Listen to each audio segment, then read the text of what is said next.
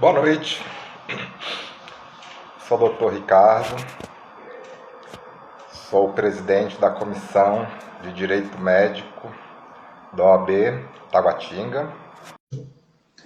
Eu vou ter o imenso prazer de receber a doutora Márcia Guzmão, que também é advogada, né, e que possui um filho autista.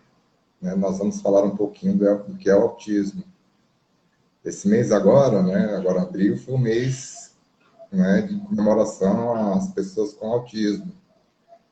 Para que a gente encerre esse mês de uma forma, né, bem interessante, né, bem produtiva, bem informativa, nós vamos conversar a respeito sobre a importância, né, de se entender o autismo, né, a forma que nós temos de lidar com essa situação, tá? Qual é a previsão legal, né, como é que nós conseguimos promover a educação dessas pessoas, né, dessas crianças.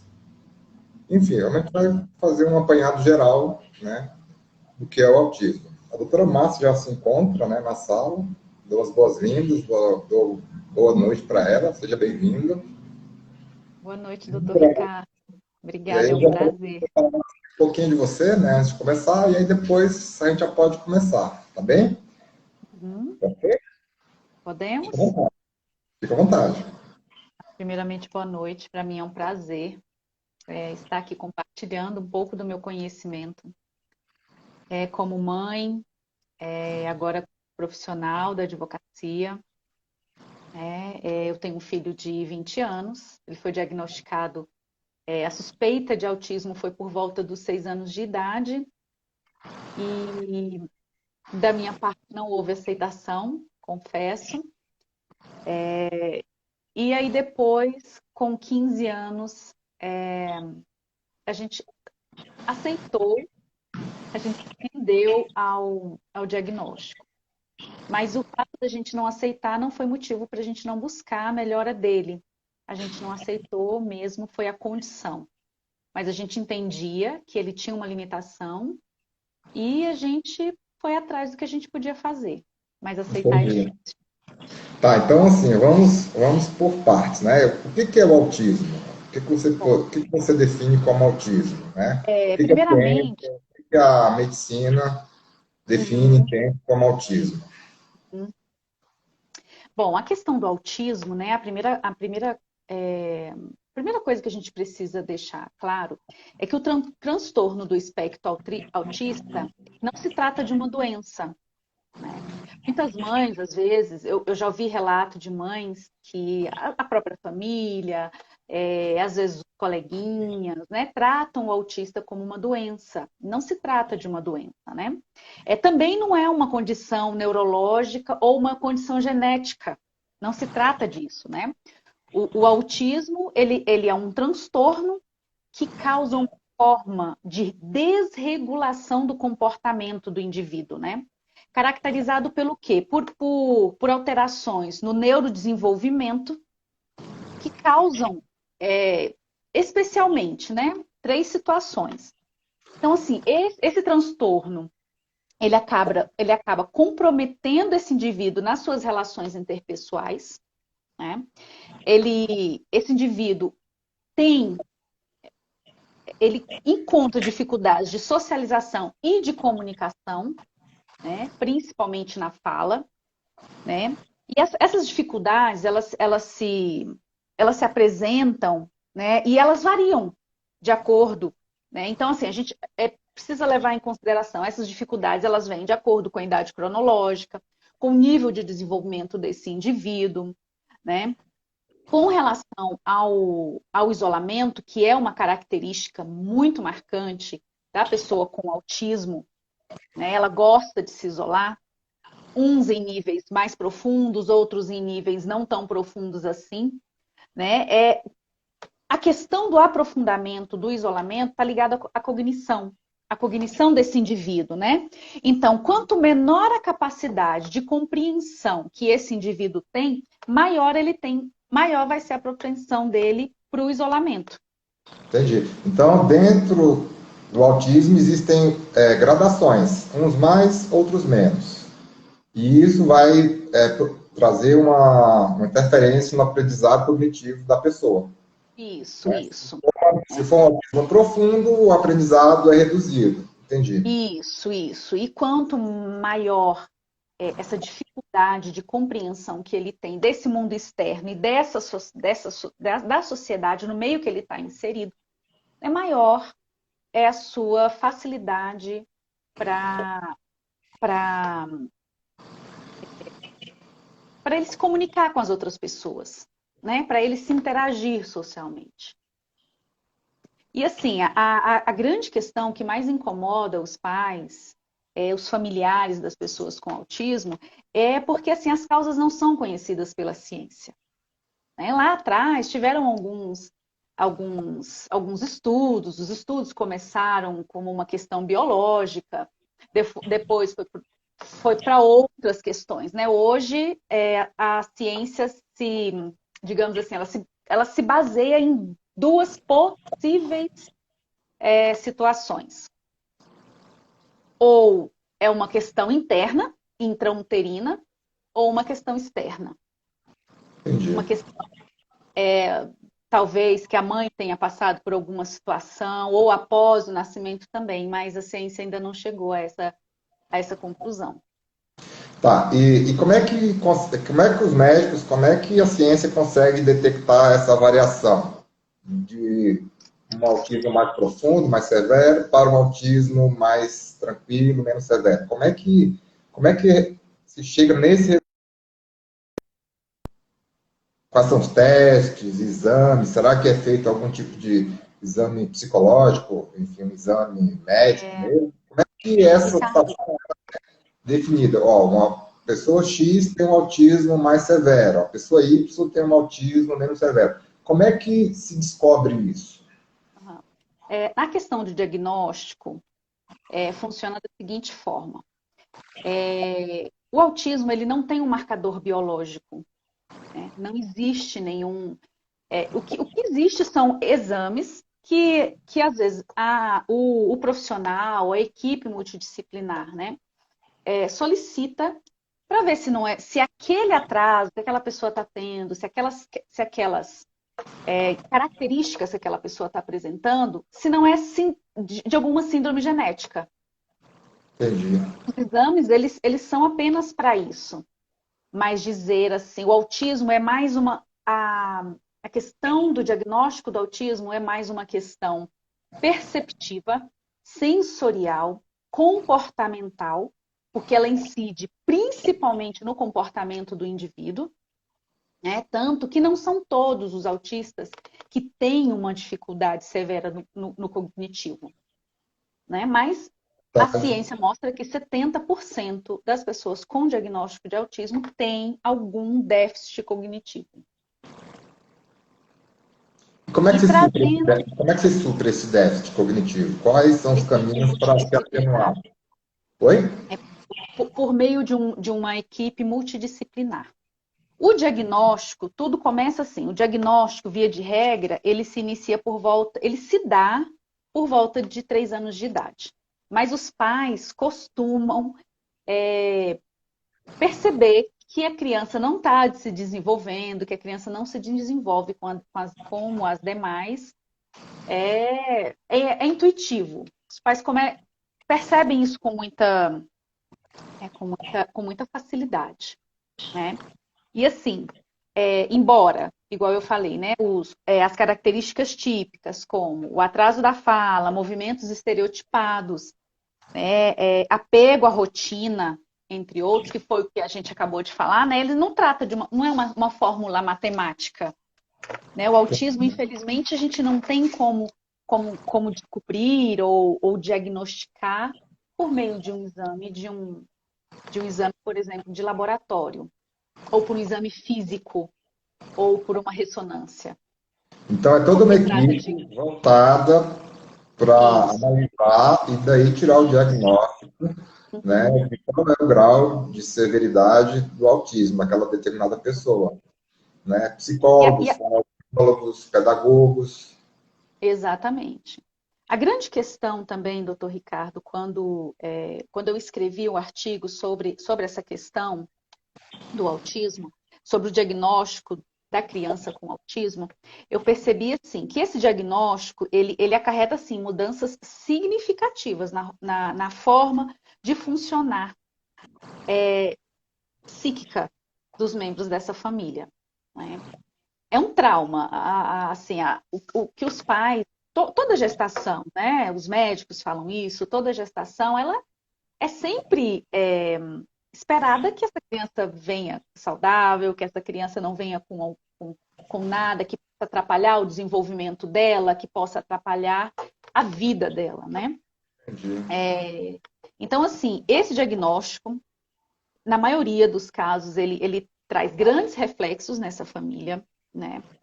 E, assim, o medo do desconhecido, o medo... São muitos questionamentos que os pais fazem, né? Um dos maiores medos que eu ouço, que eu já ouvi também, é sobre a questão do futuro, né? Tem pais que falam assim, eu não posso morrer, porque como que vai ficar o meu filho? Então, assim, e esse medo do desconhecido, né, ele pode evoluir, e evolui muito facilmente mesmo, para o estresse, para o transtorno de ansiedade e depressão. As mães são as maiores vítimas, digamos assim, desses transtornos, né? Mas isso também acomete os pais, principalmente a depressão e a ansiedade. Então, além do autista, tem que haver um acompanhamento também da família, do pai, da mãe, Exatamente. dos irmãos, para que eles possam aceitar a situação, né?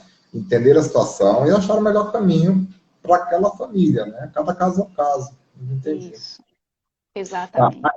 Voltando aqui naquilo que você disse lá no início, da aceitação, eu acho que passa muito por essa questão da ausência, Exatamente. né, dos pais no sentido de Exatamente. aceitar a doença, né? Não a doença, de aceitarem aquela situação.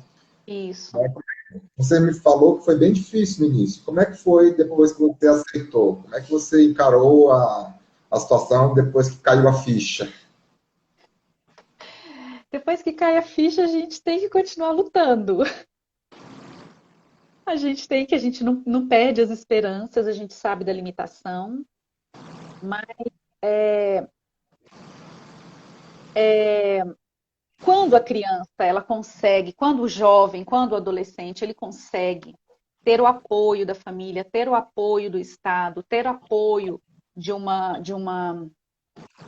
da saúde suplementar também, que agora a gente tem conquistado a gente tem conquistado algumas, tem tido alguns avanços, né, com relação à saúde suplementar. E as chances, assim, o que acontece é que nada é definido. O que os profissionais falam é que a criança precisa, o jovem, o adolescente, ele precisa ser estimulado para que ele possa se desenvolver, para que todas as capacidades dele que podem ser desenvolvidas, que ele Estimulada? adquira as habilidades, para que ele possa ter isso, o estímulo, para que ele possa ter o máximo de autonomia possível.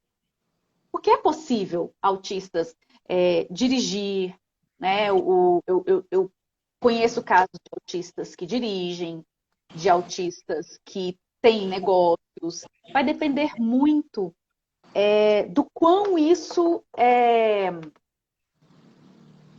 o grau, né, de severidade, digamos assim, e do estímulo que essa pessoa recebe. Porque mesmo que ele tenha um autismo leve, se ele não receber estímulo, por exemplo, tem crianças que eles começam a falar, né, diagnosticada com autismo, e depois eles se calam, sem nenhum motivo aparente. E há a possibilidade de um autismo menos severo progredir para um autismo mais severo? Há? Dificilmente. Dificilmente. E há a Mas possibilidade de uma pessoa de um limite, ele adquirir habilidades, ele adquirir ser uma pessoa funcional. O que os profissionais falam é da funcionabilidade dessa pessoa. Para que ele consiga ter o seu lugar, para que ele consiga ter uma vida socialmente aceitável, digna. legal, bacana. Então, a aceitação, ela passa muito por essa questão de entender, saber como Exatamente. é tratada ali a Há situação. 20 anos atrás, o autismo era assim, Um tabu, né? era um tabu, era um tabu, né? Era um tabu, É, não se tinha muitas coisas para por aplicar. experiência de ser professor. Eu trabalho com muitos alunos autistas, né? Mas, infelizmente, pela falta de condição, enfim, falta de infraestrutura da gente saber lidar com a situação, a gente acaba passando todo mundo numa régua comum, né? Os mais severos e os menos severos, você acaba igualando eles, né? Uhum. Um denominador comum, né? Não deveria ser assim. Mas eu vejo também que de 20 anos para cá, realmente a situação mudou muito, né? Para a escola inclusiva, principalmente, ou seja, os alunos autistas, eles possuem o mesmo direito de estar numa sala que os chamados alunos normais, né? Eles têm as mesmas prerrogativas do aprendizado, né? Uhum. Bacana. E o que mais, doutora Márcia? Vamos conversar. Vamos conversar. Com relação também a essa angústia que os pais têm, né? Existem fatores que colaboram para essa angústia que eu achei muito interessante.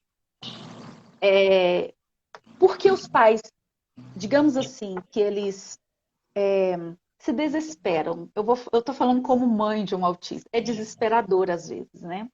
Essa limitação da comunicação é um fator que contribui para o estresse, para o transtorno de ansiedade, para a depressão dos genitores, da família, principalmente dos genitores, né? O problema de comportamento, porque a gente sabe que a sociedade ela acaba sendo exclusiva no sentido de excluir, né, essa pessoa que não tem o seu comportamento regulado, né, que não entra. Quando a sociedade não compreende aquele comportamento, ela acha que aquilo é anormal. E essa questão também da hiperatividade, do isolamento, da irritação, são fatores que contribuem para esse estresse emocional, psicológico que os pais sentem. Então, Entendi. assim, leva essa família a graus elevados de ansiedade e de estresse. Em conversas anteriores, né, nossa, até sobre a situação do autismo, agora no mês de abril, né, você me colocou que já existem ONGs no Brasil que, enfim, procuram, né, lutar por esses direitos, né, de inclusão, né, lutar por esses direitos de reconhecimento do autismo como uma figura importante no contexto social, né. E eu gostaria que você falasse um pouquinho dessas organizações que elas tentam buscar um atalho no sentido de suprir aquilo que o Estado deveria Exatamente. crescer e não oferece. É. Qual, Hoje, qual, o que eu sim, pode falar. percebo com relação às associações, né? Aqui em Brasília nós temos a Abraci, né? Nós temos mais duas que eu não me recordo. Então, o que eu percebo é que elas estão com listas de espera, né? De pessoas com autismo gigantescas, porque o Estado não consegue fornecer esse acompanhamento de qualidade, o certo seria um centro, digamos assim, como as associações fazem, um centro onde ali estão presentes profissionais, onde ali estão presentes médicos, né, terapeutas, fonoterapeutas, para que possam dar, para que possam dar assistência para essas pessoas, psicólogos. A demanda é muito grande e a oferta é muito pequena. Os pais Tá, encontram uma dificuldade muito grande. em termos de movimentação judicial, como é que você encara hoje a situação do enfrentamento das pessoas que possuem síndrome do espectro autista nesse reconhecimento de direitos que são garantidos constitucionalmente? Como é que você hoje enxerga essa situação? Qual é a sua visão dessa realidade hoje, né? Como é O que senhor fala você... no quesito constitucional. Como é que você encara hoje a situação nesse reconhecimento de direitos dessas pessoas portadoras do autismo em relação à legislação? Você acha que houve avanço? Houve avanço, mas Nossa, não houve... Oi? muitos avanços. Muitos avanços, né? Com relação a essa construção sociojurídica, né, a legislação, nós, assim, colocando em tempo, né, o que foi vindo, né? A gente tem a Lei Orgânica de Assistência Social, que é a LOAS, né? Uhum. Então, assim, a LOAS, ela trabalha é uma política de segurança social não contributiva. Ela trabalha com essa política, né? Então, o que é a LOA? A LOA, ela trata de programas voltados para a integração das pessoas em estado de vulnerabilidade, né? Então, assim, onde que a pessoa com transtorno do espectro autista entra nessa questão da vulnerabilidade, né? Ela está quando a gente considera, né? A lei considera a pessoa autista vulnerável quando ela não pode se desenvolver na sociedade em igual oportunidade de condição. Quando Entendi. essa pessoa tem essa dificuldade de se sociabilizar, de interagir, de aprendizado, e de aprender, né? Ela está em estado de vulnerabilidade. Tá, e Pela... mesmo agora com essa realidade que nós vivenciamos agora aí, nos últimos 10, 15 anos de internet, de redes sociais, você acha que não houve nenhum tipo de contribuição para os portadores do espectro autista, nesse sentido deles tentarem interagir, nem que fosse com uma rede social, com a internet? Você acha que não houve nada, nenhum Sim, ganho? sim. Muito interessante que eu sigo um autista no YouTube. E Sim? aí ele fala sobre a vida dele, ele fala como tratar um autista, como conversar com um autista. É, às vezes até as reações dele, olha, quando o autista reage assim, não quer dizer que é assim. É muito interessante. Às vezes ele chama a mãe para participar dos vídeos, ele faz vídeo ao vivo, é muito interessante. Bacana, muito legal.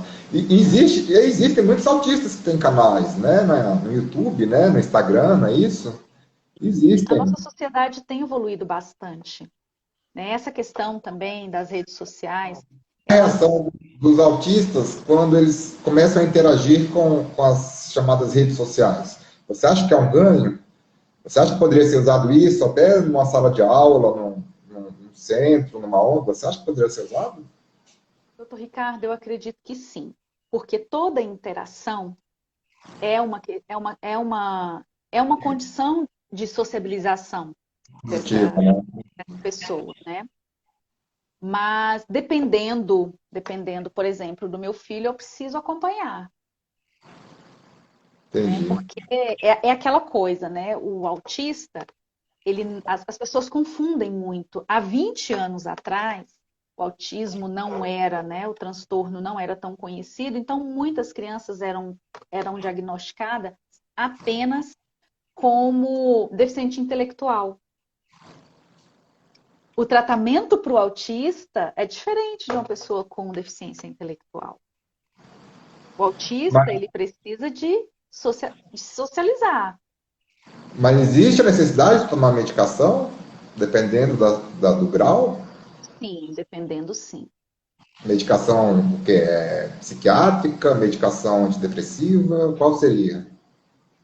Isso daí depende de Cada cada caso. paciente, de cada caso.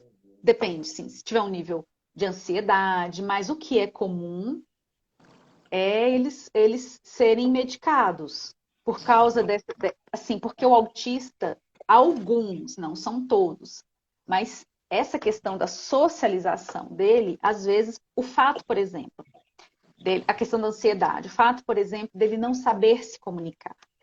Isso pode trazer uma ansiedade tremenda, né? Isso muitas vezes, o fato dele não conseguir se socializar, se ele não conseguir se comunicar, isso pode acarretar em algumas perdas, digamos assim, de nível psicológico.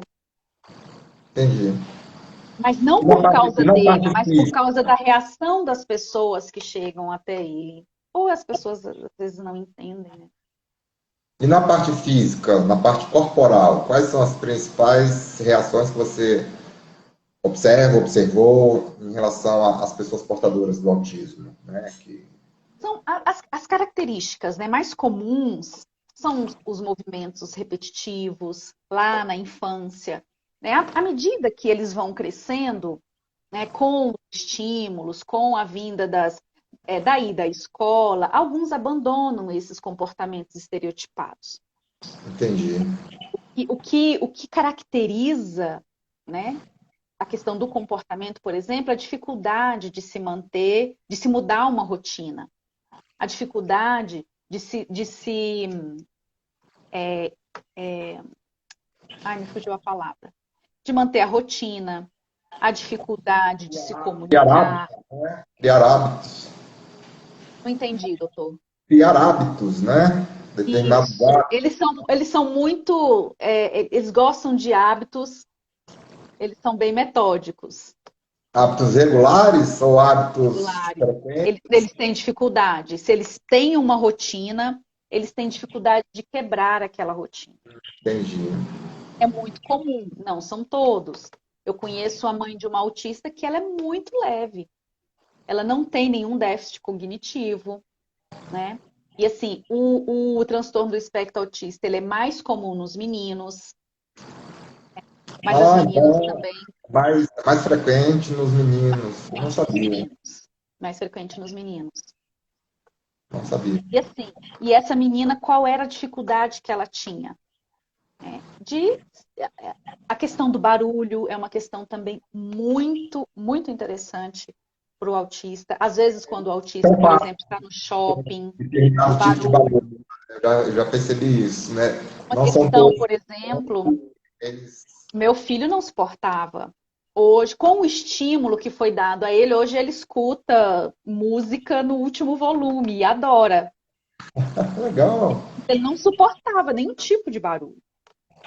Inclusive teve esse caso agora lá do Bandeirante, não sei se você acompanhou, da briga que teve, do espacamento, né? Que o rapaz que bateu no menor, ele alegou que ele era TDAH, né? Que, enfim, o som que o menino fez incomodou ele, que ali foi um gatilho para que ele pudesse ir para a violência. Né? E existem relatos de violência, doutora Márcia, relacionados com o autismo, assim, das pessoas portadoras do autismo? Existem relatos de violência, que seja Doutor, uma violência simbólica, uma violência verbal? existe, existe. Existe? Existe o que eu chamo de, por exemplo, né? Quando às vezes a mãe leva a criança, o autista, ele precisa sair de casa. A grande questão que a sociedade, que nós precisamos entender é isso. O autista, ele só desenvolve se ele sair de casa, porque ele já tem uma propensão muito acentuada de ficar isolado. Né? Então, o que acontece? Às vezes a gente está no shopping, né, e a gente vê uma criança lá, porque o autista, ele não tem característica física, não está escrito igual uma pessoa com deficiência, por exemplo, um cadeirante. Sim. Né? Então, assim, aí o menino se esparrama no chão e grita, e às vezes o que as pessoas costumam dizer? Nossa, que criança mal educada. E Chiliquenta, às né? vezes não, né? Que criança mal educada, que criança chiliquenta, né? Mas assim, o que acontece? Teve algum gatilho, né? Alguma coisa, e aí ela se descompensa. Entendi. Bacana, Compensa. não sabia. Não sabia. Para mim, os autistas, eles sempre eram passivos, né? Assim, eles não tinham a capacidade de reagir, até mesmo de partir para uma agressão. Assim, para mim, né, eles ficavam sempre ali, quietinhos, no lugar deles. E Eu aí, nunca vi nenhum relato de agressão, né? Deles agredirem alguém. O que acontece é que eles reagem ao ambiente, né? Então eles se jogam, eles gritam, eles se descompensam. a violência é com ele mesmo, né? A Nesse violência é sentido. como se fosse com ele mesmo. Que também não deixa de ser a violência, né? A É, violência, infelizmente. Bacana, exatamente. muito legal. Olha que conversa produtiva, muito bacana. E aí, doutora Márcia, a questão da educação, eu vou falar agora também como professor, né? Eu sou professor há 26 anos e eu já passei, ainda passo por situações onde eu, né, lidou com alunos que portam autismo, né? E em determinados momentos eu não sei como lidar ali em sala de aula, né? Eu tenho alunos que, em determinadas situações dentro de sala, se acontecer um determinado barulho, sei lá, alguma coisa externa àquele mundo que ele está vivendo ali, né? Ele tem um aluno que ele sai correndo de sala, né? E eu deixava, falava, vai lá, dá uma volta, bebe uma água, respira, como você falou, ele precisa de sair. E aí ele voltava mais tranquilo, né? Mas assim, isso era muito frequente, né? Em outros casos, o aluno ele já fica mais introspectivo, ele já fica mais fechado no mundo dele, né? E aí você tem que conversar com ele, né? Tem que brincar um pouco. E outra coisa que eu percebo, assim, os autistas, eles não gostam de contato físico.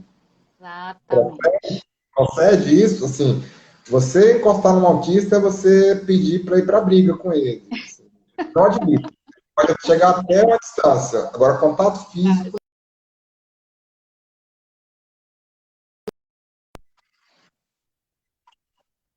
Né? Muitas vezes eles, muitas vezes não, a maioria deles não conseguem manter o olhar, olhar assim, olhar fixo, né? E às vezes Sim, você até tem a impressão de que ele está te olhando, mas o olhar dele está te atravessando, sabe? Ele atravessa como se ele estivesse olhando para o infinito. Por várias vezes, o meu filho, ele negava muito o olhar. Então, todas as vezes que eu conversava com ele, ele olhava para um lado assim, ó, olha para mim, Danilo. Olha para mim, Danilo. E aí achei bonitinho um dia que ele estava conversando comigo, ele veio falar alguma coisa comigo e eu estava olhando para... Mãe, olha para mim. Então, assim, eu falei, então tá, deixa eu olhar para você. legal, muito bacana, muito Mas a legal. questão do contato físico eu ainda Isso, não isso consegui. é muito claro, assim, alunos autistas, assim, eles não admitem contato. Porque, às vezes, o aluno, ele está dormindo ali, ele está em outro mundo, você chega, ó, pega na mão dele, dá um toquezinho para ele, ô, cai no mundo real, vem para a sala. Só que os autistas, não, assim, se ele está no mundo dele, continua, né? Deixa Uhum, ele lá, decidir retornar, ele vai retornando. Ele vai retornando aos poucos para a realidade ali, né? A realidade real mesmo. Né?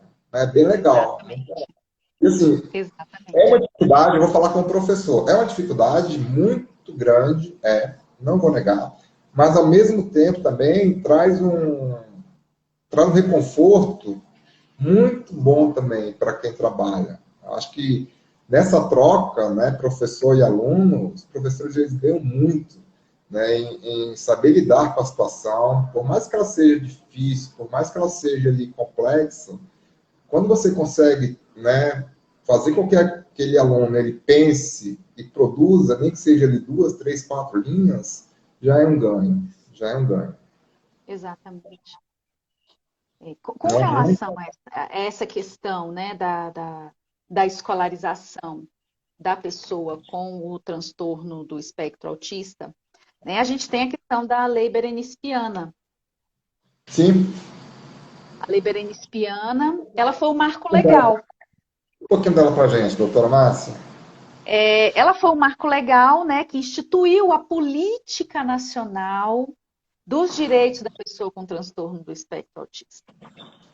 Né? Então, assim, foi o marco. Ela trouxe a visibilidade para as pessoas com transtorno, né? Ela também define a classificação clínica, né? E estabelece as condições do autismo como deficiência. Então, a partir do momento, né, que a pessoa com transtorno do espectro autista passa a ser, pela lei berenispiana, instituído como uma pessoa com deficiência, né? Então aí ela adquire todos os efeitos legais que as pessoas com deficiência tinham. Então Sim. ela passa a adquirir isso também. Né? O BPC, por exemplo, é um dos exemplos. Benefício de prestação continuada, né? Tem efeitos previdenciários, sim, é verdade. Isso, né? Então, aí E a os lei. outros efeitos legais, além desse, doutora Marta, efeitos previdenciários, efeitos trabalhistas, né? Me parece Uhum, que há uma recomendação ou uma previsão legal de que haja contratação de pessoas uhum. com autismo, não é isso? Pode falar um pouquinho? A questão, doutor, essa questão, ela entra na questão da pessoa com deficiência, né?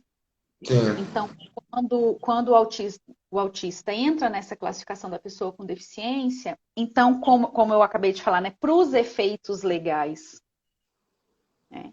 Então, isso incide também nos impostos dessa empresa, né? Depende também do número de funcionários que essa empresa tem, né? Então, assim, a entendi. lei, ela coloca, né, para tantos, uma empresa com X funcionários tem que ter tantas porcentagens de pessoa com deficiência, né?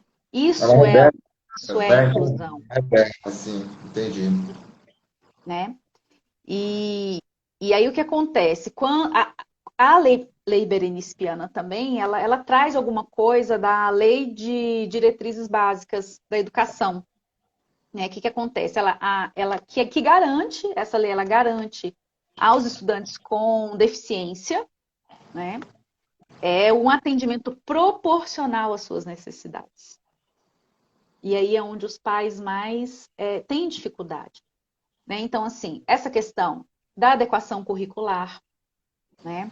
A questão da acessibilidade, arquitetônica principalmente, né? A pessoa com autismo não, mas a pessoa com deficiência, um cadeirante, por exemplo, né? E de comunicação, por exemplo, nós temos em Taguatinga, a gente tem uma escola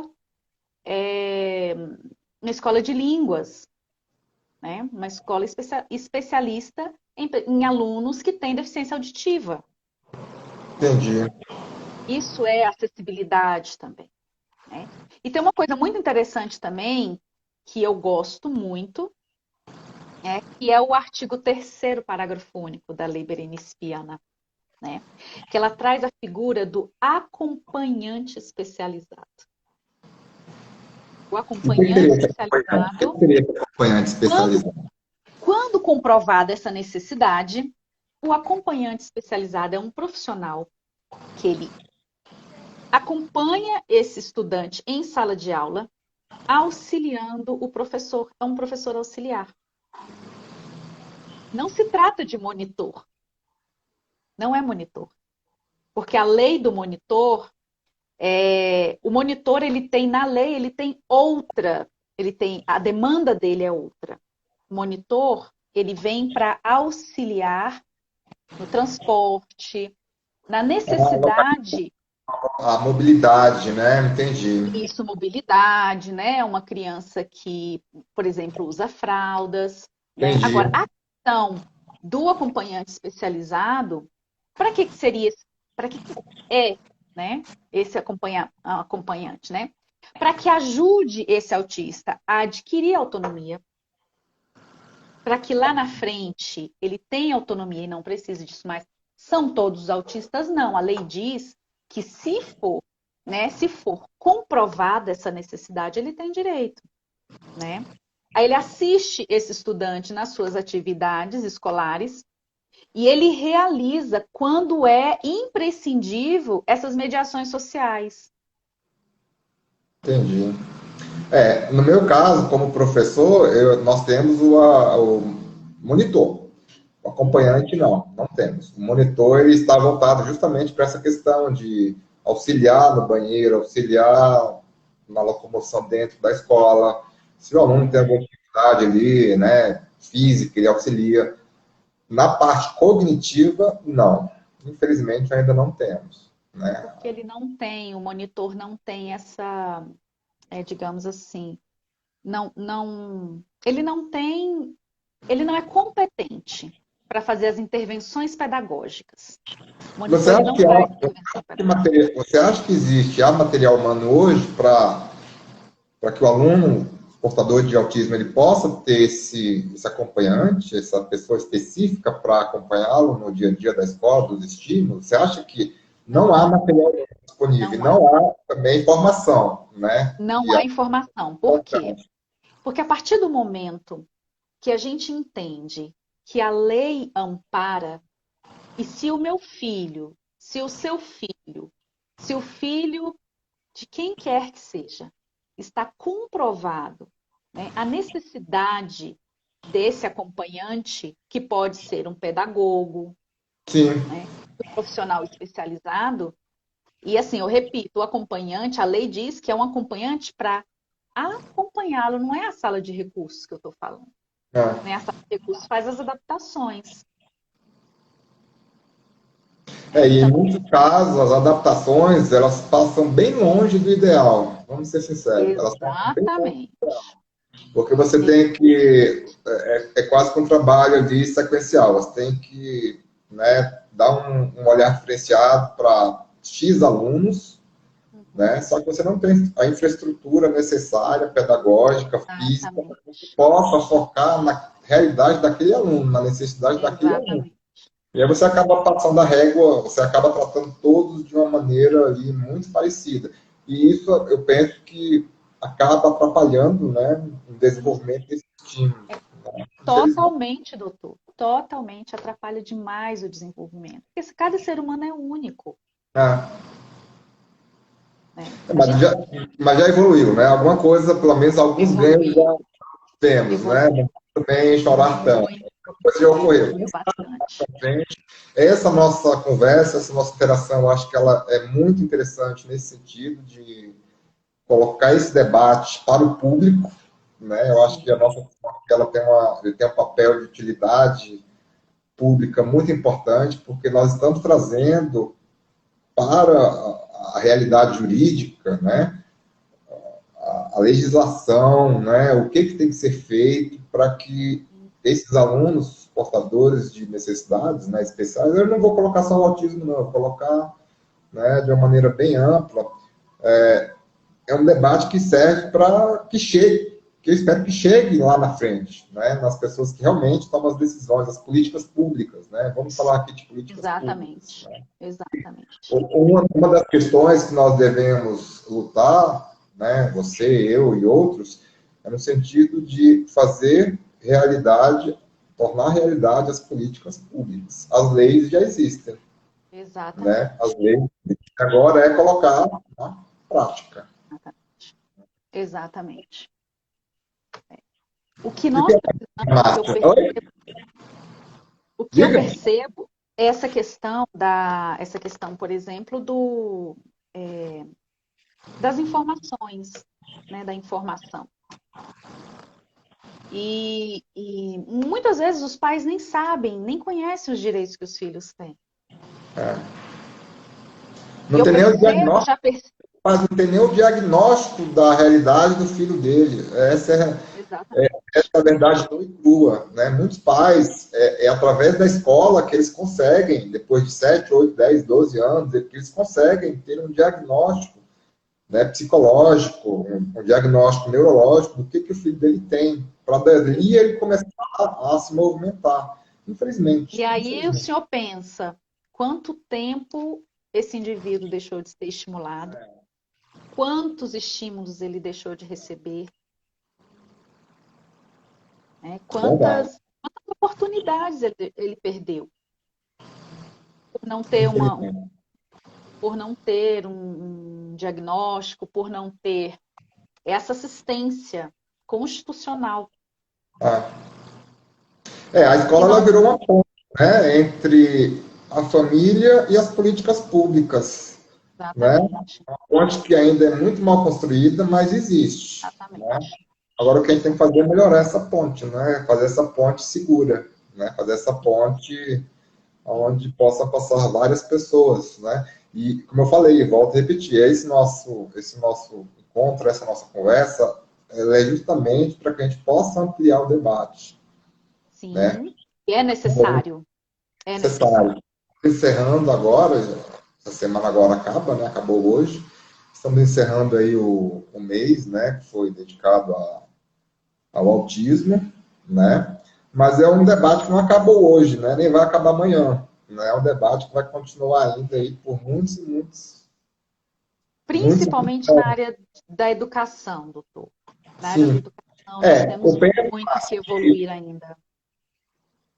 havendo uma estrutura educacional previamente preparada, né, previamente ela estruturada para que se possa lidar com os alunos autistas, com a equipe multidisciplinar, eu acredito que assim o ganho ele vai ser imenso, né? Juntamente com a família, né? Infelizmente a nossa realidade hoje ela mostra que muitas famílias elas não estão nem aí. Quer que o filho aprenda a ler, escrever e dali está ótimo, né? Sabendo que o filho tem uma síndrome, tem uma necessidade que necessita da intervenção da família, né? Que a família possa acompanhar, né? O seu caso é um caso assim ímpar, né? Porque na realidade 99% das situações a família ela não corre atrás dos direitos, né? É por isso que eu falei com você há um mês atrás da importância dessas organizações. Você sempre falou que tinha a Moab, né, aqui em Brasília, Ah, né? é isso mesmo, Moab. Então, é uma ONG que é voltada justamente para criar, favorecer esse diálogo, né? Do Estado, família, escola, no sentido de Exatamente. favorecer o desenvolvimento dos autistas. As associações são muito importantes. Porque a associação tem E peso, né? tem peso. E o que você fala dessas associações assim? Você participa de alguma? Eu, nós, no momento, hoje, o meu filho não participa de nenhuma. Nenhum. Mas você já Hoje participou? não, não, Nunca participou, não? não, não. Porque a questão das associações abarca muito a pessoa carente, a Entendi. pessoa Tem um que... filtro, né? Tem Isso, filtro? isso, tem filtro. Tem Então, assim, filtro. a fila é gigantesca. Eu gosto de conhecer, eu gosto de saber as dificuldades, as necessidades, até para orientar, né? Entendi. Mas é muito complicado. Hoje, por exemplo, esqueci o nome de uma também, só que não abarca somente os autistas, né? A pessoa com o espectro autista, mas a pessoa com deficiência, a PAI. Papai. Tem abraço também, né? É, Abraço. Abrace. Aí tem a Abraci, que é uma também, dos autistas, né? Mas assim, quando a gente procura saber, a fila é Imensa. imensa, imensa. Tem pessoas aguardando há 3, 4 anos. Aí perde muito. Bacana. Doutora Márcia, agora vamos falar, vamos deixar o lado papel mãe e vamos falar agora advogada. Advogada, advogada. Qual que é essa atuação? Qual é a sua prerrogativa no sentido de lutar, né, de conquistar esses direitos que já estão aí previamente positivados, mas no sentido de colocá-los em prática? Como que você vê a situação do autismo como advogada? Como advogada, a gente tem que rebolar. Eu sou pós-graduanda em Direito Médico e da Saúde. E assim, Sim, a grande questão é que para que a gente consiga para que os direitos do autista seja de fato, né, para que eles tenham assegurado o direito deles, infelizmente hoje quem consegue alguma coisa é sobre a via judicial. E nem sempre os juízes entendem isso, né? A gente tem uma, a gente tem uma decisão aqui, outra ali, a gente vai catando, digamos assim, as decisões para poder montar um escopo para garantir o direito dessas pessoas. Eu tenho ações judiciais para melhorar a vida do meu filho. sim. E você acha que essas associações, elas poderiam ter assessoria jurídica, no sentido de, já que não é garantido, né, ali em termos práticos, né, e políticas públicas e via judicial, você acha que seria interessante as associações terem um amparo judicial nesse sentido? Sim, Você é acha necessário. É necessário. necessário? Necessário, muito necessário. Porque quando eu falo assim, que uma mãe sozinha é diferente de muitas mães sozinhas. Quando uma mãe faz, é diferente de quando muitas fazem. É, E as associações, elas são importantes por causa disso. Porque dá voz, porque da tem mobilidade, ação, né? tem atitude.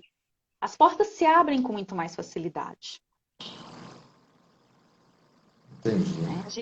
A gente tem o Estatuto da Pessoa com Deficiência, né? O autismo, ele ainda, agora sim, não posso nem ser injusta.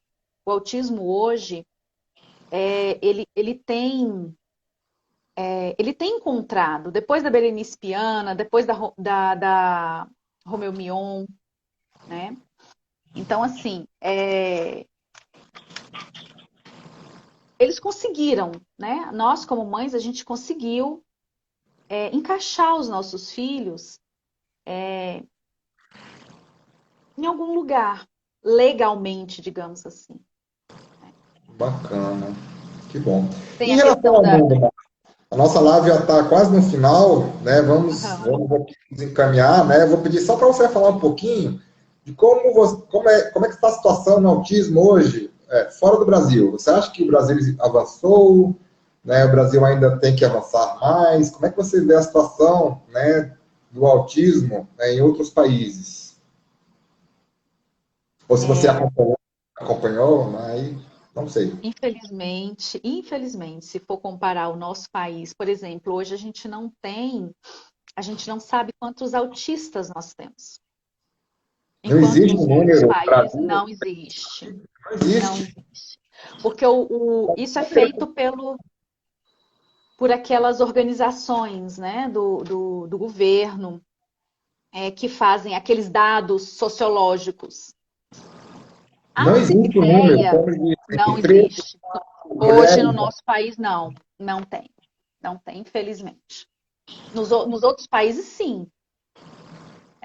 A Inglaterra, nos Estados Unidos, nesses países existe um dado, um censo, digamos assim. Né? No Brasil nós não temos. Em 2021, salvo engano, estimava-se que eram 200 milhões. 200 mil. Ai, perdi agora. No Não, não, Brasil, não, no mundo? não, não, não, não. No Brasil, No Brasil, em torno de quantos? 200 mil. 200 mil. Ah, tá. Isso. Uma Entendi. estimativa. Eu acho que é Uma mais, hein? estimativa. Eu acredito que seja mais.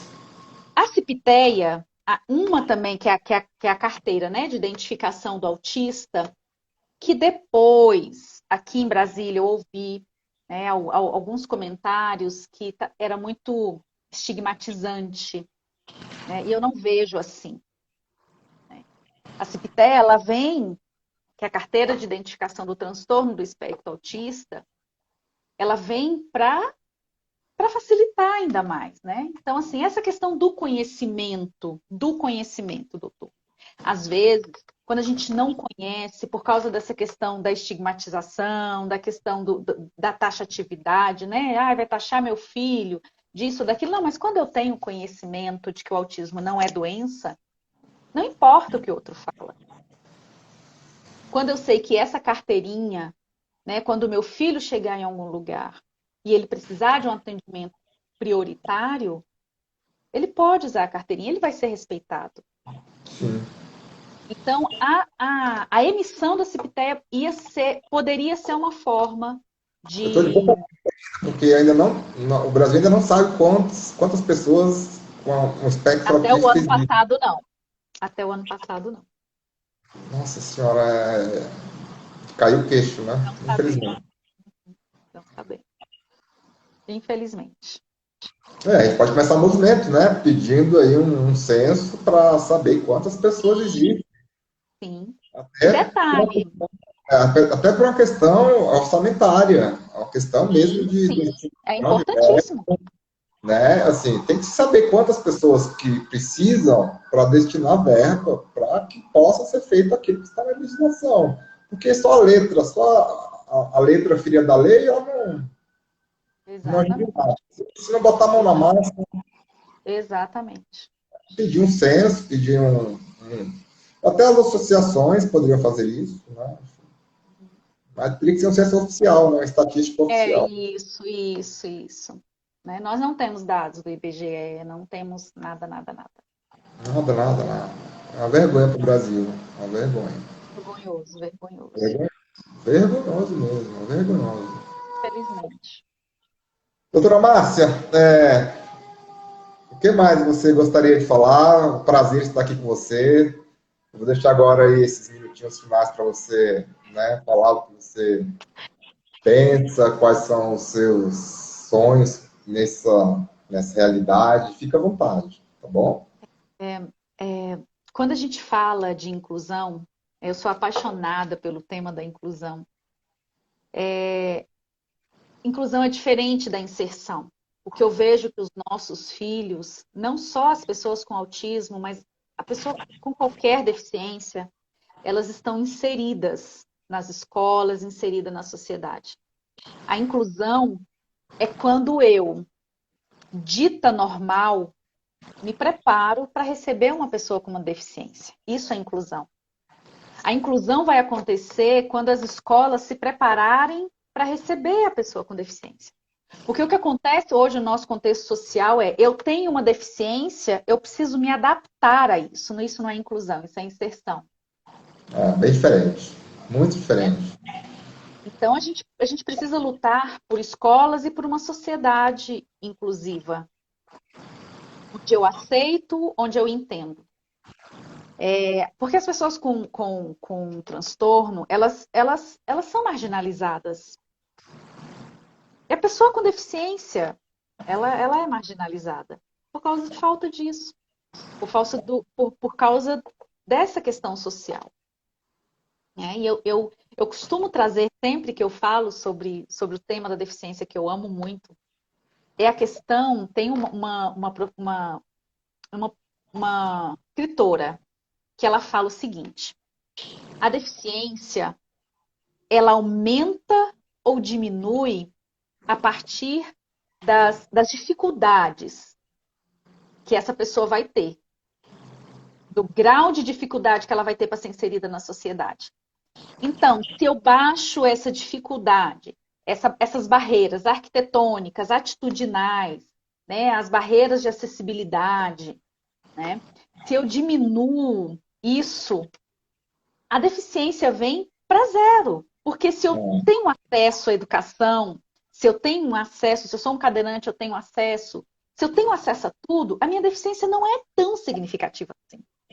Não que a deficiência deixe de existir, né? Mas o acesso que essa pessoa tem ao que ela necessita, se esse acesso quanto menor, menos essa deficiência vai ser um empecilho para a vida da pessoa. É verdade. E isso depende de todos nós. O que eu costumo dizer é que tudo começa no seio familiar. É quando eu Muito bem, muito bem. olho para o outro e reconheço isso. Doutora Márcia, eu, em nome da Comissão de Direito Médico da OAB de Taguatinga, da qual a senhora é membro, né? Com muito orgulho, agradeço aqui a sua participação, ao seu conhecimento, tá? Vamos fazer outras lives, não só sobre o autismo, como também sobre outras formas de, né, dificuldade, todas, né, que a gente enfrenta. E eu agradeço de coração, tá bom? Muito O prazer obrigado. foi todo meu. Foi um Até a prazer próxima. enorme. Até a Bem? próxima. Tchau, tchau. Um beijo.